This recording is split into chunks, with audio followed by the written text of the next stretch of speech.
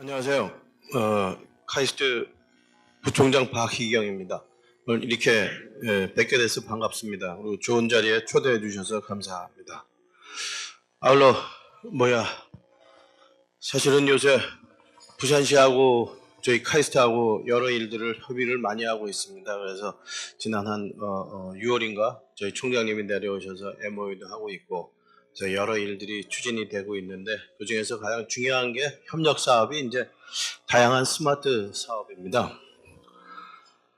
그래서 사실 저는 오늘 스마트 도시 때문에 파리를 가서 거기서 협약을 해야 되는데 여기를 꼭 참석하라고 하셔서 해야 된다고 해야 되기 때문에 부산시랑 협력을 해서 그래서 지금 급하게 사실은 내려왔습니다. 그리고 비행기도 조절해서 파리 내일 회의인데 내일 아침 9시에 파리에 도착해서 이제 바로 회의에 들어가도록 되어 있습니다.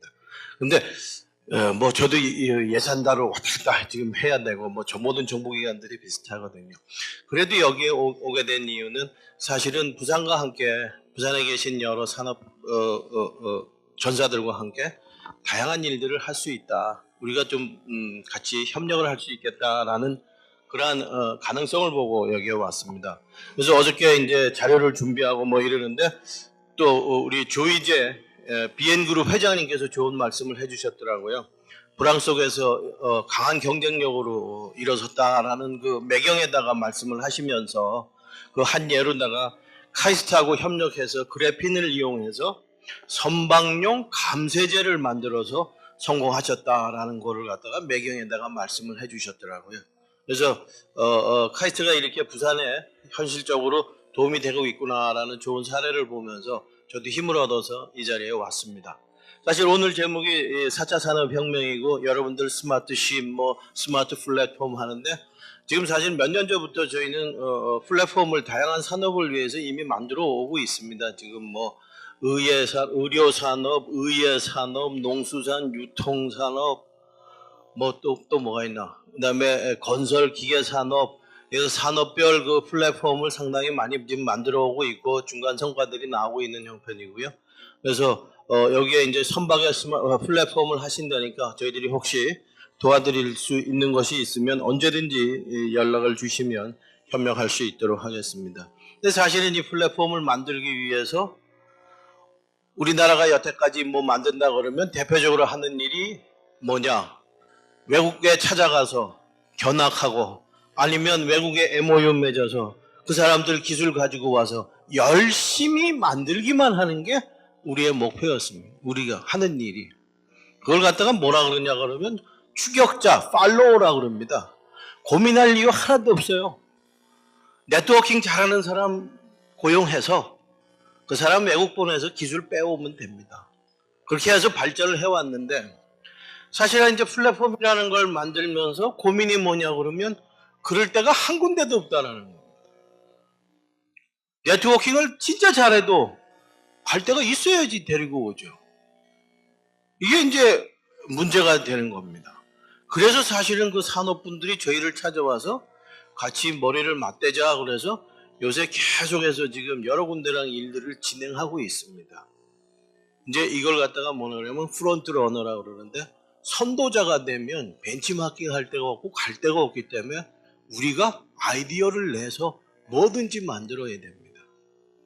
이걸 지난 대충 해서 한 5년 동안 저희들이 여러 산업들과 하면서 이제 느끼는 게 창의성이라는 게 굉장히 중요하다라는 생각을 가지고 카이스트에서는 다양한 노력을 해오고 있고요. 그래서 이제 여러분도 플랫폼을 만드신다 하시니까 저희들이 생각했던 어떠한 그 가이드라인을 몇 개라도 저한테 한 30분 시간이 주어진 것 같은데 소개드리고 가자라는 생각으로 지금 사실은 왔습니다. 제일 먼저 요 그림을 한번 보시고요. 이게 되게 어디인지는 아시죠? 요 그림을 한번 보세요.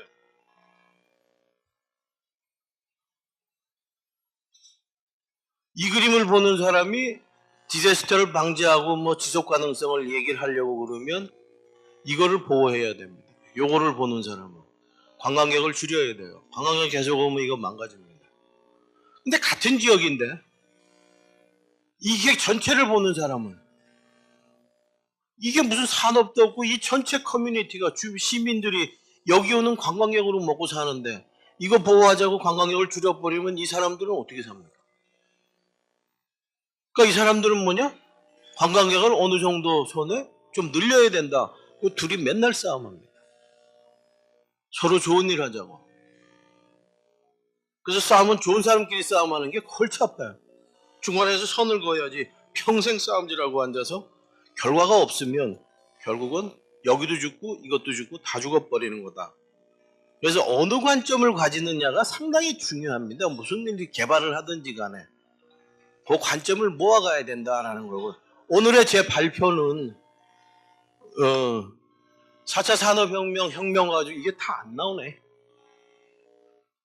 잘려서 나오는데 산업혁명들이라는 거가 뭘로다가 저희가 되냐면 여러 소리 할 수 있는데 저는 생산성이라는 관점에서 얘기를 합니다. 생산성이라는 건 쉽게 얘기하면 돈 버는 관점에서 얘기를 한다는 겁니다. 근데 돈 버는 관점이 어떤 관점이냐 하면 개인이 혼자서 나 혼자 잘 먹고 잘 사는 돈 버는 관점은 그건 학교에서 가르칠 수가 없고요. 공공성, 모든 사람이 다 잘 살 수 있게 이제 하자라는 그러한 의미에서 4차 산업혁명에 대한 것들을 이해를 해야 된다라는 관점을 가지고 말씀을 드리고, 왜 모든 사람이 다 해야 되느냐? 이거 기숙사를 해서 유니콘 사업 하나 만들어 가지고 뭐 유니콘 회사 만들었다. 그거는 그 회사 잘 먹고 사는 거고, 카이스트에서는 그런 회사도 키우지만 제일 중요한 게 그런 회사들이 사회를 바꾸어서 보편적인 삶, 일반적인 사람들도 다 잘 살 수 있도록 만들어준다는 관점에서 산업혁명에 대한 여러 가이드라인을 개발해 나갑니다. 근데 저희들은 되게 산업체에도 하는 얘기가 뭐냐 그러면 혼자 잘 먹고 살면 망한다고. 왜냐하면 그걸 서포트할 사람이 없기 때문에, 생태계가 구성돼야지 잘 살 수 있기 때문에 여러분도 혼자 그러지 말고 이노베이션 했으면, 돈을 벌었으면 사회에다가 기여도 하고 다양하게 해서 가치관을 정립시키고 새로운 이 삶의 질에 기여해야 된다라는 서클을 가지고 얘기를 해주고 있고, 이게 대부분 자연계에서도 마찬가지로 일어나는 현상입니다. 자연계에서 되게 반응이 일어나서 이걸 넘어가지고 다시 안정화되는 상태가 되는 요 사이클이 한 반응이 일어나는 겁니다. 이거를 가지고 발전이라고 그러거든요. 그래서 여러분이 뭐 화학 쪽에 이미 배우셨지만 이쪽에서 올라가는 걸 액티베이션 에너지라고 그럽니다. 이렇게 올라가다가 내려와서 안정된 상태가 돼야지 발전의 사이클이 끝난 거고, 여기 올라가다 간두면 다시 무너져서 다 죽는 겁니다. 그걸 가지고 뭐라 그러냐 그러면 재난이라고 그럽니다. 근데 대부분 사람들이 발전 그러면 요거 올라가는 것만 생각해서 나 혼자 잘 먹고 잘 산다, 또는 일부만 잘 산다라는 개념을 가지고 이렇게 사회가 발전이 되면 혁명이 일어납니다. 지금 우리나라가 상당히 불평등이 강한데 우리나라는 아직 이런 상태에 도달을 해본 적이 없기 때문에 지금 여러 가지 사회적으로 재난이 많은 이유가 있습니다. 그래서 산업혁명이라는 관점에서 우리는 기술혁신을 떠나 사회혁신까지 와서 오도록 전체를 계획을 하고 생각을 해서 나가야 된다라는 게 저희 카이스트에서는 여러 학생들과 함께 지금 개발하는 모든 프로젝트에 적용하고 있는 가장 기본적인 프린시플입니다. 우선 4차 산업혁명에 대해서 이해하려면 가장 중요한 그 속성을 아시는 좀 소개를 한 군데 드리면, 뭐 이런 얘기 무슨 기술 합하고 빅데이터 이런 거는 이미 이제 식상한 얘기라 이제 넘어가고요.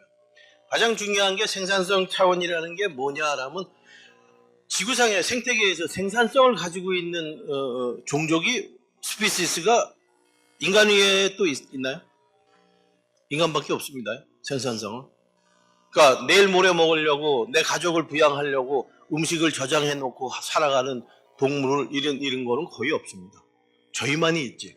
그러면 인간이 가진 생산력은 뭐죠? 힘하고 브레인이거든요. 이 힘을 기계로 대체하니까 엄청나게 생산력이 높아지는 겁니다. 그래서 1차, 2차를 토인비가 정의를 했는데, 그냥 이건 제가 정의를 하는데 0차 산업혁명도 있다.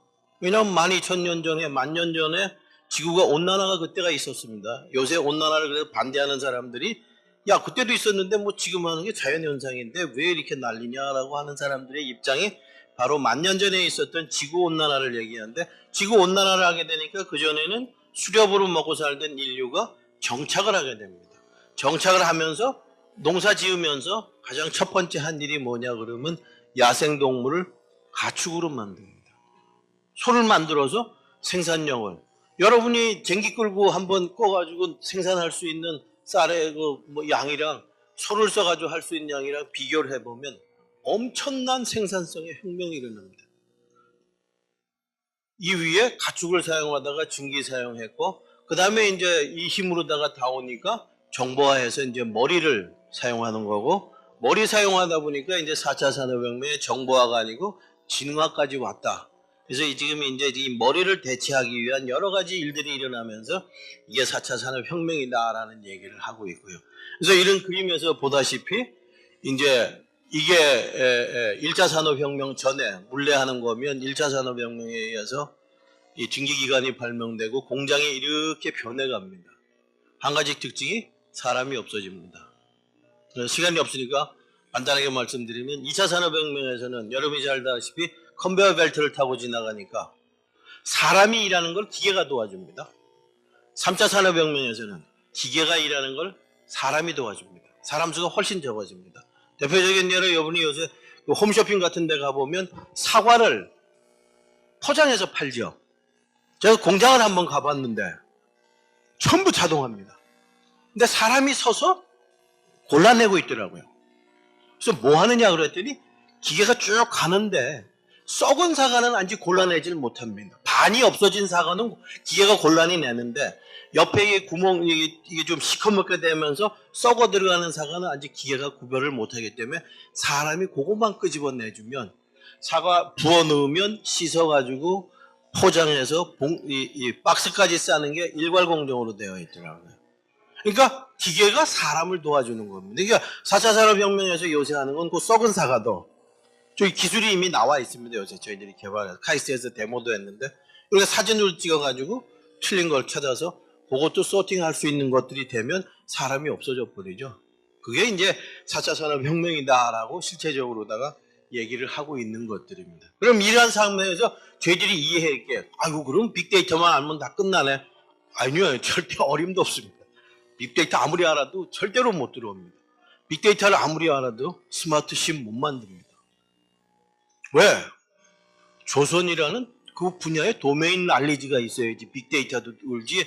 전산한 사람 갖다 놓고 배에서 운전에 필요한 데이터 아무리 갖다 줘서 이게 무슨 뜻인지를 모릅니다. 그럼 뭐 무슨 소용이 있어요? 그래서 협업이라는 얘기하고 융합이라는 얘기를 하는데 사실은 4차 산업혁명 중에서 제일 잘못된 게 전산 전기전자가 뭐 유도한다라고 됐는데 지금 엑셀이나 아래 한글 쓰실 줄 모르는 분 있으세요? 다 쓰시죠? 아니 그거 해가지고 저기 뭐야 문서 만드는데 전산학을 전공한 사람이 필요하신 분 없네요. 그죠? 왜 없어요? 지금 그 정도 쓰는 거는 일반 난리지화 되어 있는 겁니다. 이미 툴이 다 나와 있기 때문에 앞으로 나가는 IoT, 그러니까 전산이 왜 필요하냐면 엑셀이나 아래 한글을 개발하고 개선시키는 데 필요하지 그거를 사용해서 내가 문서 작업하는데 왜 전산학 하는 사람이 필요합니까? 그러니까 지금 이미 여러분이 알다시피 인공지능은 이미 쓰라고 다 나와 있어요. 왓슨이며 우리나라에서 지금 개발하는 것보다 왓슨이 100배 낫습니다. 뭐 백날 주고 개발한다고 그러는데 왓슨 가지고 와서 이미 병원 데이터 집어넣어서 의사들은 쓰고 있고 다 쓰고 있어요.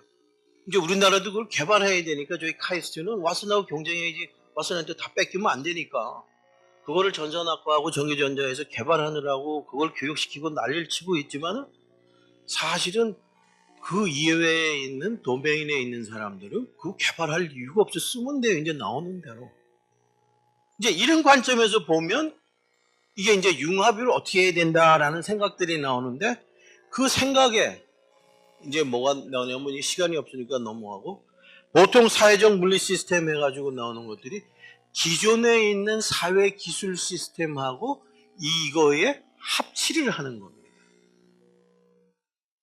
이걸 갖다가 이제 대개 보면 아날로그 세계라고 하고 뭐 사이버 세계라고 그러는데 이 두 개를 합쳐서 새로운 걸 만들어내려면 여기에 전문가도 필요하고 이 전문가도 필요하지 얘들만 가지고 만들어낸다? 꿈 같은 얘기. 하나도 필요 없어요. 그래서 우리가 이제 각 도메인 분야에 저희는 이제 어떻게 이 AI며 빅데이터를 쓰는지를 가르쳐 주면서 여러 가지 다양한 일들을 가지고 있고 이제 전기전자 하는 사람한테는 가서 이거 중심으로다가 뭔가를 만들어 볼 수 있도록 저희들은 엔커레이지를 하고 이 도메인 날리지의 전문가들한테는 여기를 중심으로 이거 써서 왓슨 써서 스마트신 만드시면 되지 뭐 굳이 새로 뭐 플랫폼을 전체 다 만들어 가지고 어렵게 뭘 할 필요가 있느냐라는 관점에서 여러분이 이거를 봐도 된다라는 겁니다. 그래서 요새 뭐 하면 자동차 만드는데 ICT 하는 전문가 교수가 기계과 교수를 오라 그러더라고요. 자동차 만들어야 되니까 네가 와서 만들라고 그래서 그러니까 기계과에서 야 네가 와서 만들어야지 왜 내가 가서 만드냐 그래서 일로 와서 반반씩 해서 중간에서 내 오피스에서 만나라. 그래서 반씩 와라.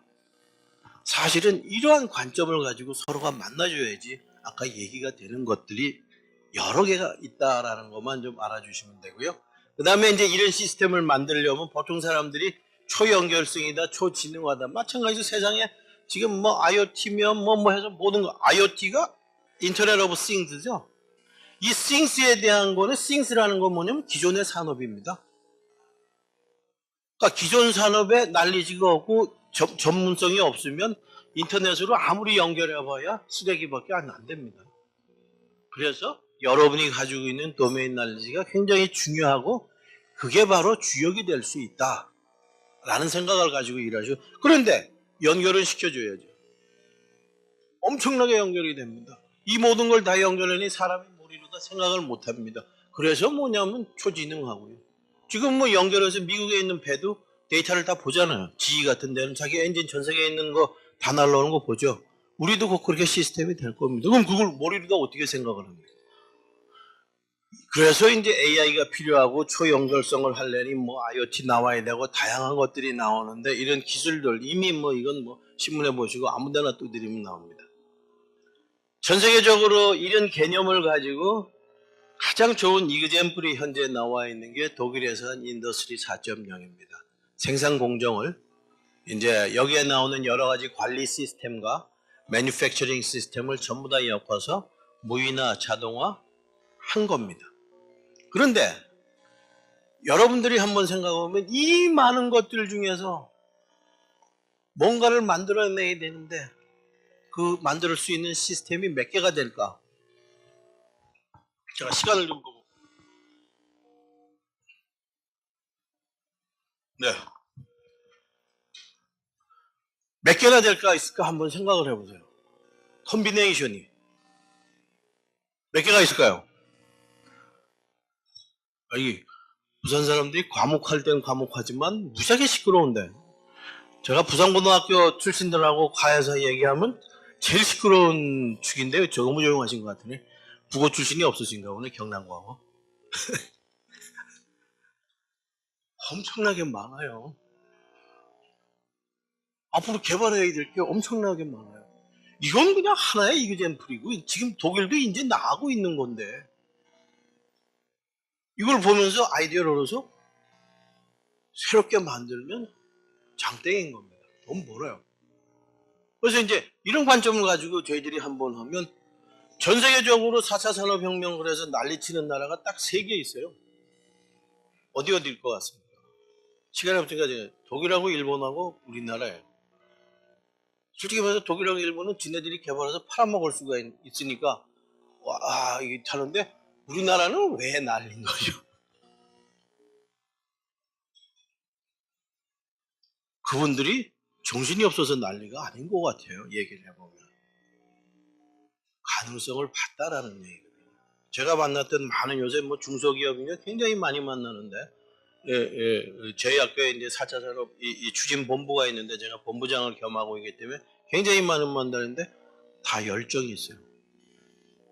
그리고 뭐 하면 어떠냐고 얘기도 하시고. 근데 저는 굉장히 가능성을 본다 그러면, 그리고 뭔가를 할 수 있다고 생각한다 그러면, 이게 희망이 있는 거거든요.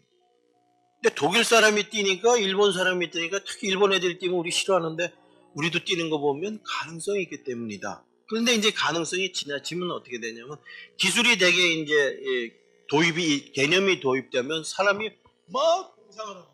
와, 저걸로 내 이것도 만들고 공룡도 만들고 다 만드는데, 그래서 익스펙테이션이 막 올라가는데 실제로 만들어 놓고 나면 요거예요. 3D 프린터 나 다 만든다고 이야기했는데 지금 가지고 있는 게 뭐죠? 뭐 요만한 거 해가지고 장난감 만드는 거밖에 안 되잖아요.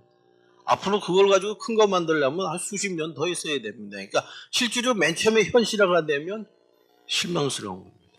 근데 지금 우리 4차 산업혁명 자체가 전체가 다 이런 상태에 있어서 막 익스펙테이션이 올라가기 때문에, 불이 막 붙기 때문에 사람들이 막 하고 있습니다. 이렇게 돼서 어디까지 떨어지냐? 바텀까지 떨어지는지 밑까지 떨어지면 우리가 손해인데, 저희들이 이 불을 잘 살려서 이걸 기회로 봐서 어떻게든 저희 카이스트는 좀 도와드려가지고, 이게 현실화됐을 때 요 정도만 돼도 여기보다 요만큼 발전을 하는 거예요. 그러니까 아까 제가 이 사이클을 보여드렸죠. 혁명이라는 거는 절대로 여기서 스탑하면 죽는 겁니다. 내려와서 안정화되는데, 요 안정화 단계를 위로 해주느냐 아래로 해주느냐입니다. 그다음에 케미컬 리액션에서 배워냈습니다. 위로 해줄수록 우리가 승리하는 거거든요. 요 기본 동력을 우리가 어떻게 공급을 해드릴까?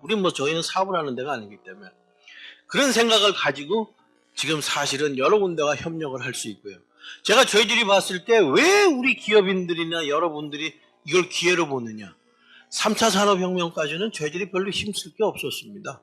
저희들이 요새 로봇 만드는 걸로 세계 최초라고 하는 우리 오준호 교수랑 만나서 이제 얘기를 해보면, 거기에서 쓰는 조그만 요 펌프들 있죠? 그런 것들은 다 일본에서 수입한대요. 저희 나라에서 구할 수가 없답니다. 팔을 이렇게 밑으로 작동하고 이러려면 여기 다 지금 이제 액추에이터가 들어가야 되는데, 이걸 본인이 제작하지 않으면, 또는 일본에서 사오지 않으면, 독일에서 사오지 않으면 없답니다. 왜? 일본은 하고 독일은 이미 2차 세계대전 때 비행기 만들던 나라라.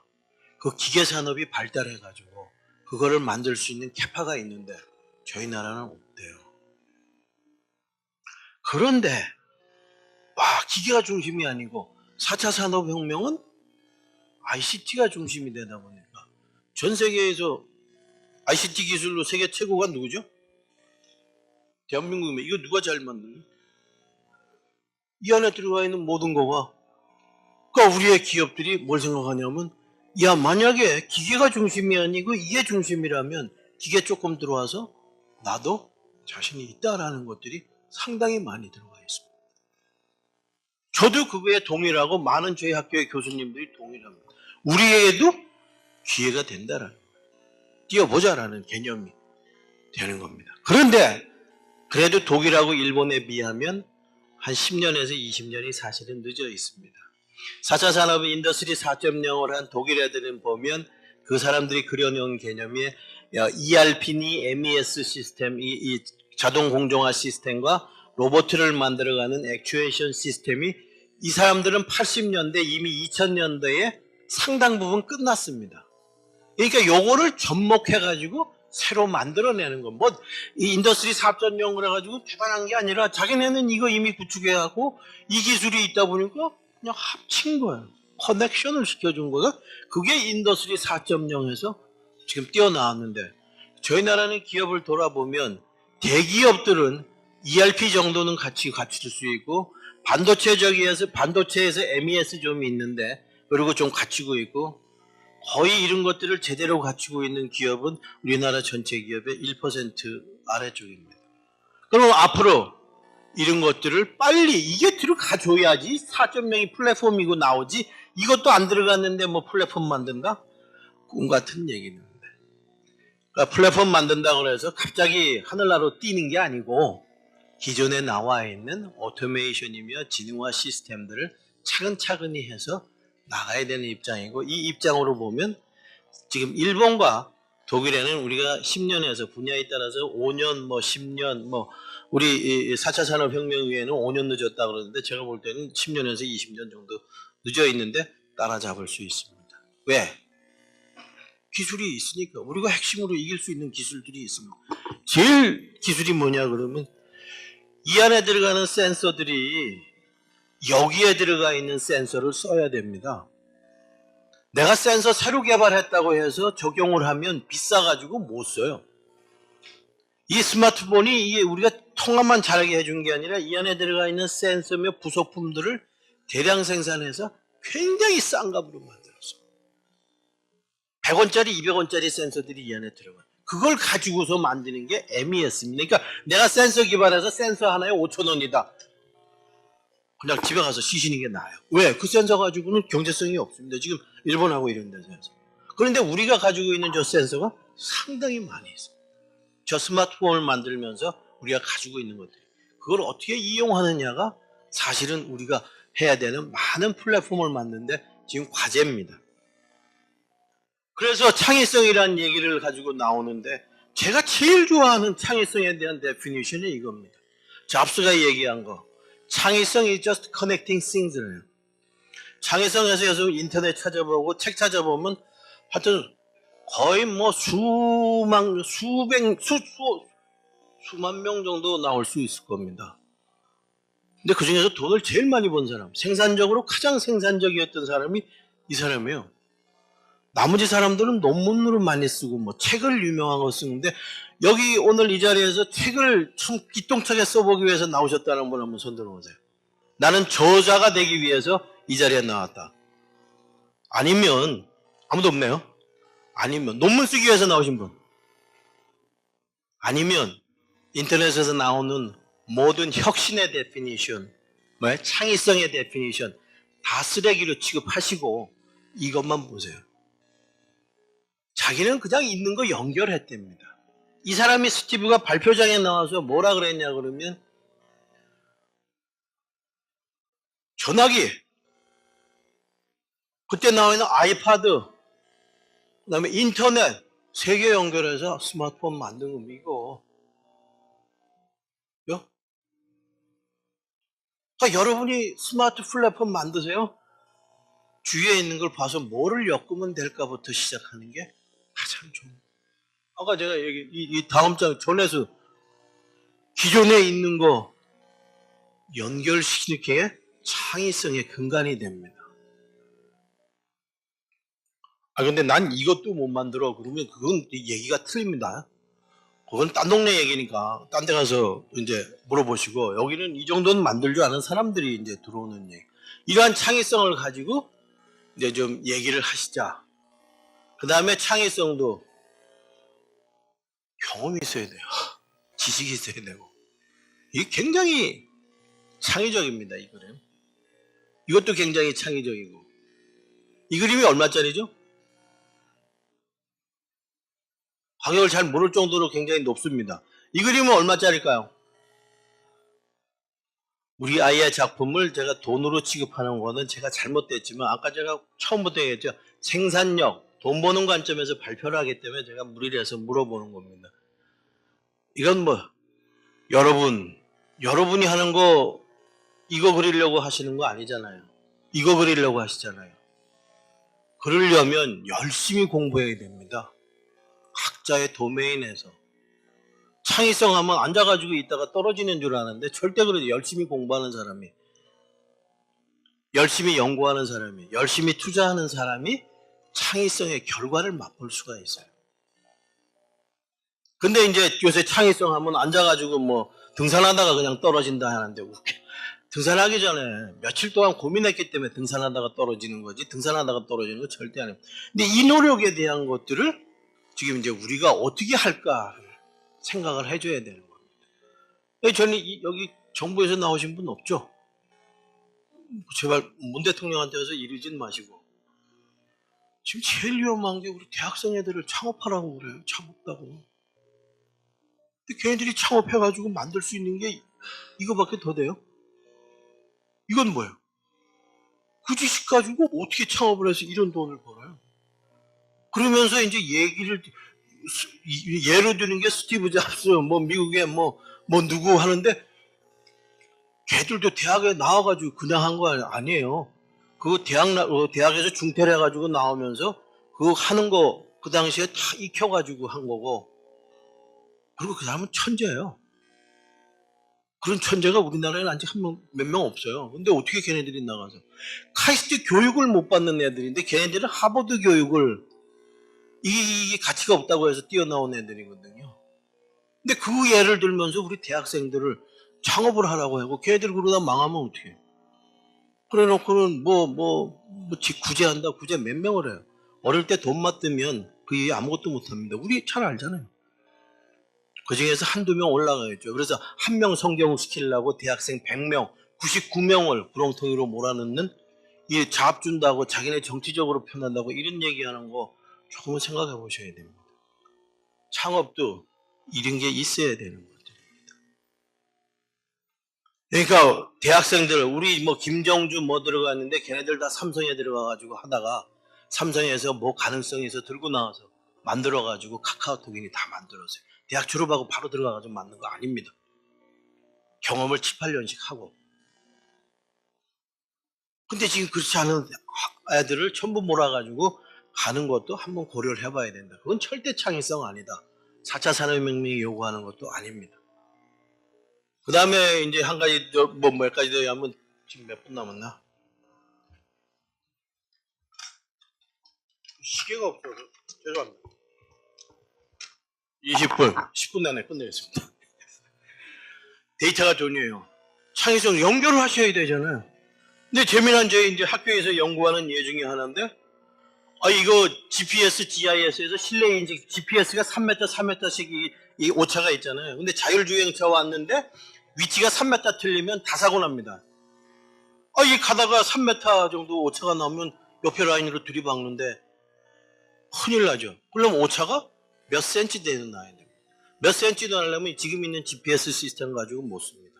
그러려면 그래서 이제 그걸 대체하기 위해서 저희 학교에 개발하고 있는 사람들이 이제 위치정보 시스템을 하고 있는데, 가장 위치정보 시스템에 지금 개발하면서 데이터가 제일 좋은 게 누구냐 그랬더니 가스 회사예요. 각 집마다 이제, 왜냐면 이건 GPS를 못 받으니까 각 건물이나 고정된 지점에서 이 신호를 받아가지고 정확하게 이제 이 위치를 측정하는 건데, 가장 정확한 위치 정보를 누가 가지고 있냐 그랬더니 가스 회사가 가지고 있죠.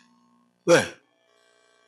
수구먼들이 매달 가가지고 그 가스 검침을 하잖아요. 가스 검침기를 매달 바꿔 다시는 분. 같은 장소에 다 하죠. 아파트가 움직이는 아파트에 사시는 분. 그건 뭐야? 매달 가서 거기서 측정하니까 매달 가서 그 사람들이 들고 다니죠. 거기에 좌표가 나옵니다. 좌표가 이렇게 나오니까 가장 정확한 좌표를 가지고 있는, 가장 많이 가지고 있는 데가 검침회사예요. 그래서 검침회사한테 그 데이터를 이제, 지금은 연구니까 공짜로 받죠. 이분들은 가공해서 이제 도시 가스회사는 그 데이터를 팔 수가 있는 거예요. 그 사장님은 우리 학교 덕에 이 데이터를 지금 다 모으고 있습니다. 가공하면 위치 정보가 저만한 게 없다. 자율주행 시스템에 이 사람들한테 다 데이터를 사야 되는 겁니다. 많이 보지 마시고 플랫폼 만드는 거 별거 아닙니다. 이런 아이디어가 나오는 게 중요하지. 보세요. 이제 이런 걸 가지고 이제 경제적으로 얘기를 하면, 경제학적으로, 저는 이제 대학 교수니까 좀 이제 학문적으로 얘기를 해보겠습니다. 1차 산업혁명 시대에는 증기기관 마르면서 뭐를 배우냐면, 노동이 집약적으로 들어가면 좋구나. 노동이 집약적으로 들어가면 뭐죠? 생산 설비가 들어가야 돼요.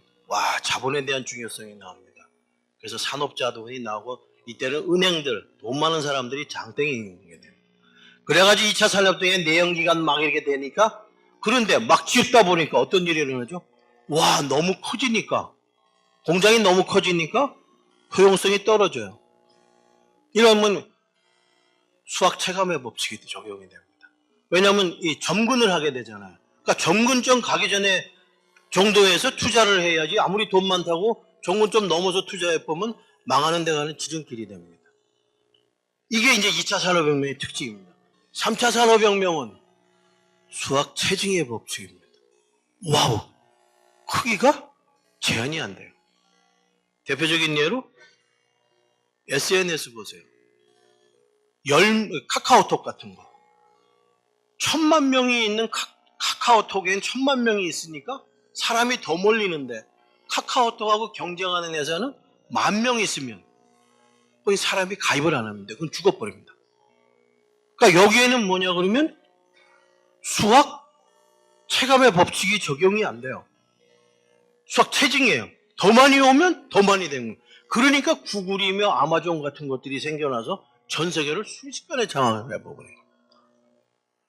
이게 3차 산업혁명의 이제 지식 기반의 산업들은 수학 체감이기 때문에 전 세계를 하나의 회사가 그러면 4차 산업혁명이 왔을 때는 뭐가 될까? 여러분이 플랫폼을 개발하면 돈 벌려고 하는 거 아니에요?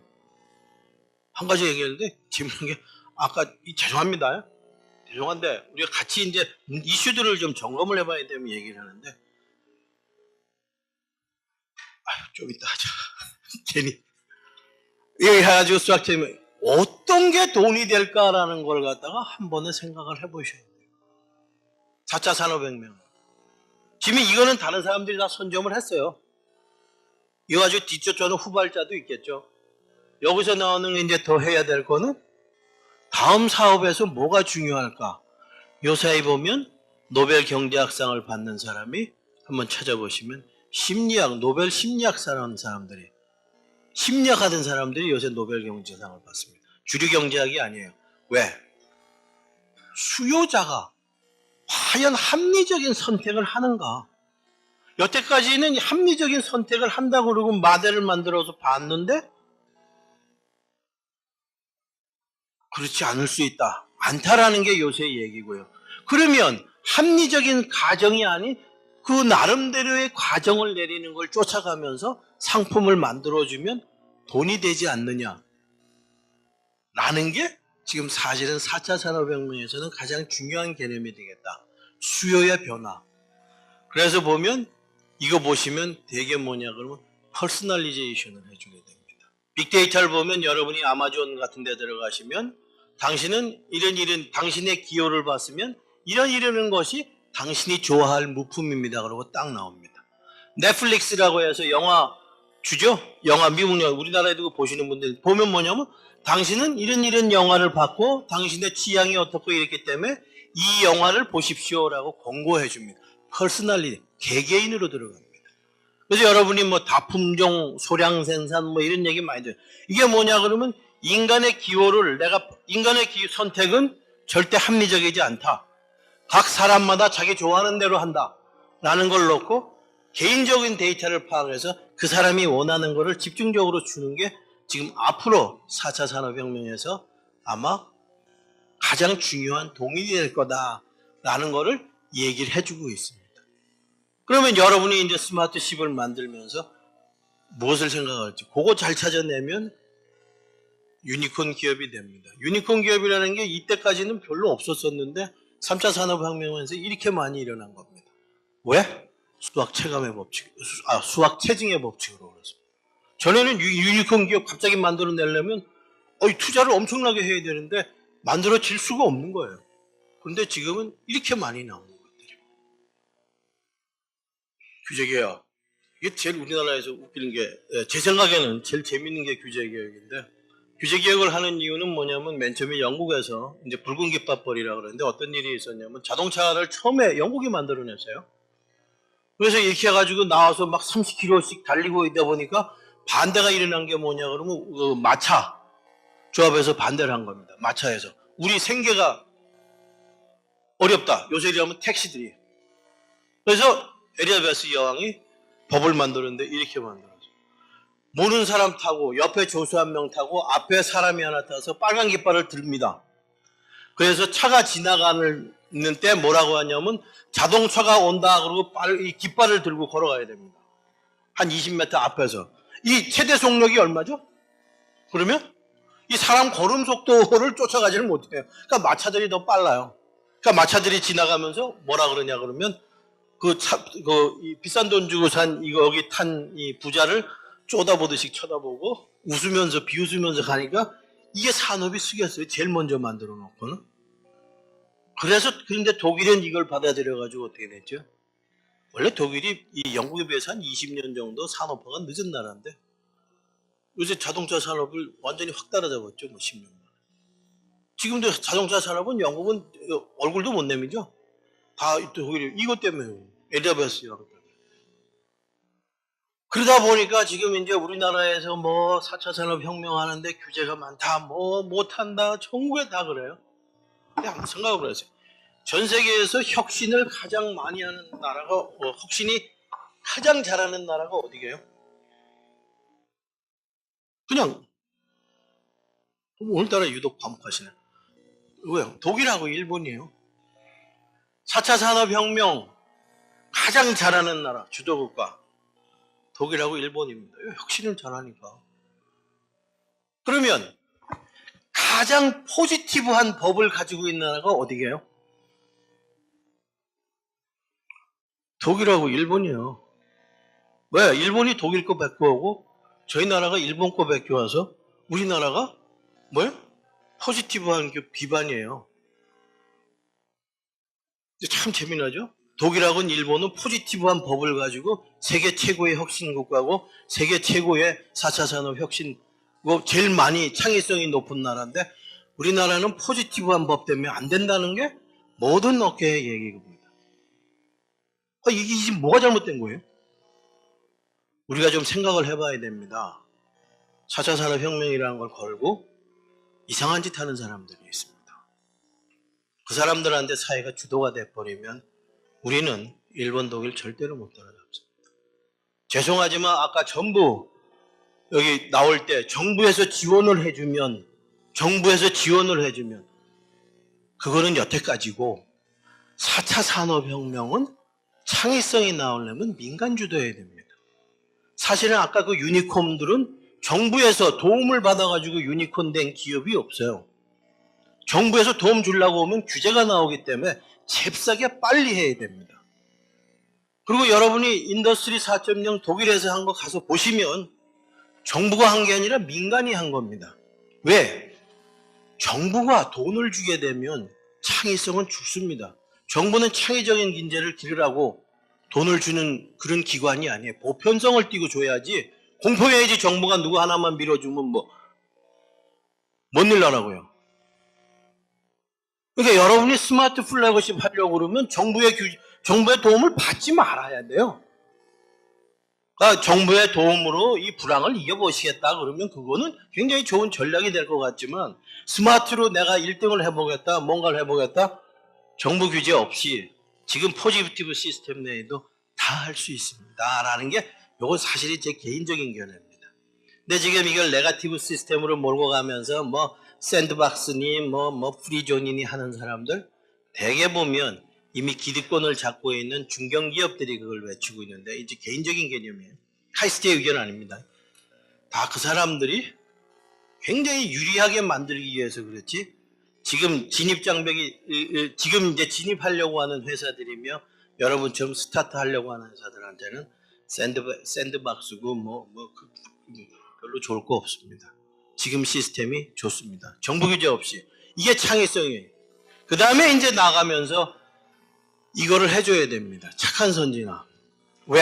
아까 이거 있어야죠. 여러분만 돈을 벌면 맨 처음에는 어느 정도 벌 수는 있는데 더 이상의 발전이 없습니다. 왜? 불평등이 굉장히 많아지기 때문에. 우리 사회가 앞으로도 저는 3만 불 넘어서 발전하는 게 쉽지 않다. 왜? 그동안 너무 기업 위주로 대기업 위주로 뭔가를 해가지고 지금 굉장히 문제점들이 많습니다.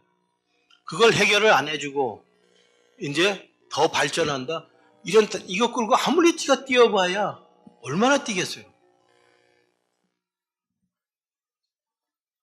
나눠가지고 사회 내에서의 어느 문제들이 어느 정도 해결해주면서 나가야지 실질적으로 세계적인 경쟁력을 가질 수 있는 선진화 방안이 되는 겁니다. 4차 산업혁명도 마찬가지입니다.